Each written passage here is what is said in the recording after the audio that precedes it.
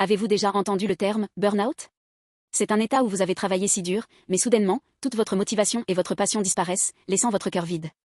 Ce sentiment d'impuissance et de vide peut survenir au travail, dans les relations, et même dans votre vie spirituelle. On a l'impression d'une sécheresse sans fin. Aujourd'hui, nous allons parler de cette sécheresse. La Bible raconte l'histoire d'Israël, où pendant 3 ans, il n'y a pas eu de pluie, et la terre est devenue sèche et désolée.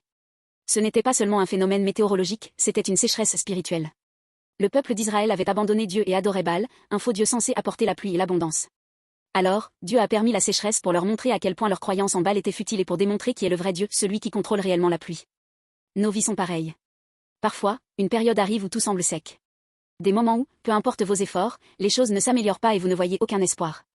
Peut-être que votre vie traverse actuellement une période aussi sèche. Mais pourquoi cette sécheresse arrive-t-elle ? Est-ce parce que Dieu nous a abandonnés ? Non.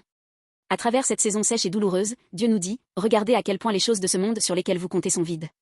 Ne laissez pas votre cœur être emporté par autre chose que moi. Alors, quel est le moyen de mettre fin à cette sécheresse ?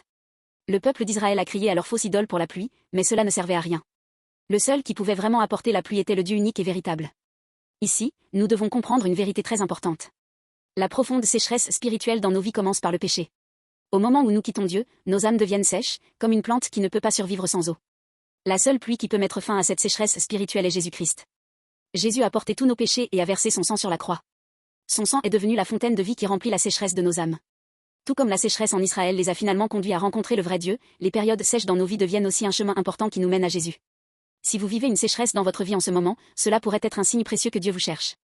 Maintenant, laissez tomber les choses sur lesquelles vous comptez et rencontrez Jésus-Christ, qui peut restaurer nos âmes. Il est le seul qui peut donner une vraie satisfaction et la paix à nos cœurs. Lorsque vous accueillerez Jésus dans votre cœur, la pluie de vie commencera à tomber sur votre vie sèche à nouveau.